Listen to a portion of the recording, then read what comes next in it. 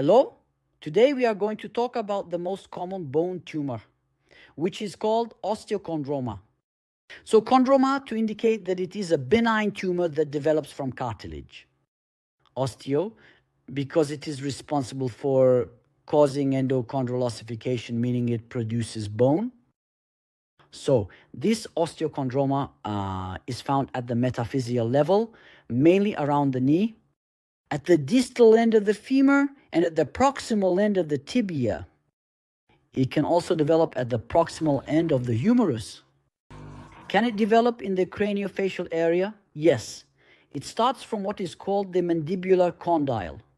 So on a pathophysiological level, why do we develop this osteochondroma? This osteochondroma that is seen during the first and second decades, which means before the completion of the maturation of the growth plate, it will develop at the metaphyseal level. What we know is that at the metaphyseal level, there is a growth plate. This growth plate is responsible for growth, thus for endochondral ossification. This endochondral ossification means that bone is produced, which is responsible for the elongation of these long bones. So, in some cases, a part of this growth plate, it will undergo herniation towards the lateral side or towards the posterior side. And this growth plate that we are observing here, what it will do is, what it does in the physiological state is to perform endochondral ossification. It will induce the production of bone, and subsequently, it will provide continuity with the medullary cavity. So often, the osteochondroma is pedunculated. It has a thin stalk here. And due to two movements, it can be the site of a fracture. Not to mention that around this tumoral proliferation, we have soft tissue. The irritation of the soft tissue will cause the production of a bursa, and this bursa will be the site of inflammation, which we call bursitis. If this tumor develops on the posterior side of the knee at the level of the popliteal fossa, and if we have what is called the neurovascular bundle, we have vessels, nerves, and tendons that can be compressed. The bursae are actually sacs of tissue, soft. So we can have tendinitis, we can have compression of the vessels, which will cause a pseudoaneurysm with, of course, pain. So all of this is among the complications of osteochondromas. It should be noted that after the end of maturation, this tumor proliferation, its size, will remain fixed.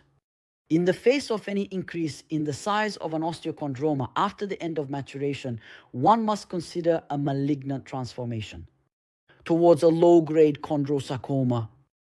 So, by doing a standard X-ray, we will see this tumor proliferation that has a pedicle here with a rounded appearance at the periphery. The cartilaginous cap is not visible here because it does not appear on a standard X-ray. This is why it is important to request an MRI to see this cartilaginous cap, as well as to observe the continuity of the cavity, the continuity of the cavity, the continuity of the cavity, continuity with the medullary cavity. Therefore, the diagnosis of osteochondroma can only be confirmed through a study in APAT.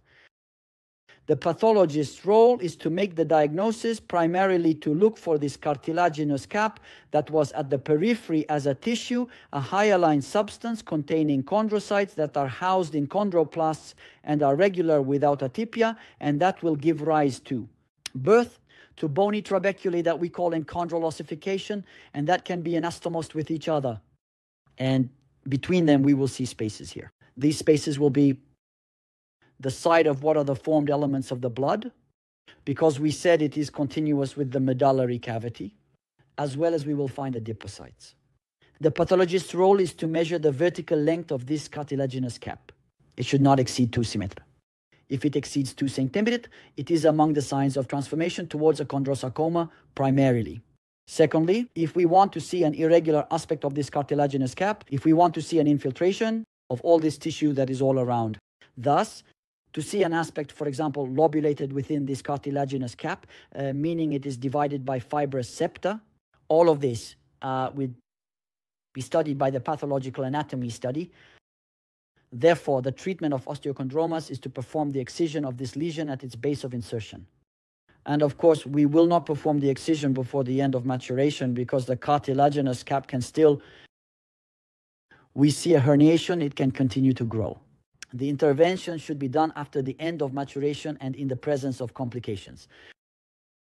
Can we develop multiple osteochondromas, which is called osteochondromatosis, meaning several tumors of the osteochondroma type? We can have this osteochondromatosis, which is due to a mutation in a gene called EXT1. And the XT1, why is it called XT? Because it stands for exostosis. Because the osteochondroma is commonly referred to as exostosis. So that's why it's called XT1 and all. This mutation, when there is a mutation in this gene codes for what is called heparan sulfate, which is responsible for regulating this endochondral ossification. When there is a mutation in the XT1 and all, we will see excessive endochondral ossification, which will develop a very large number of osteochondromas in various areas. And this can cause shortening of the bones. Thus, there is a risk here of developing a chondrosarcoma that is multiplied by 10.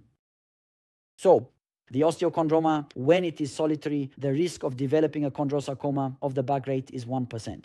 When it is associated with osteochondromatosis, it is 1%. The risk is X10. Are we going to operate and excise all these osteochondromas? No. We will excise the osteochondroma, that is the site of ion, and has caused complications. So that's it, the osteochondroma in general, and we thank you.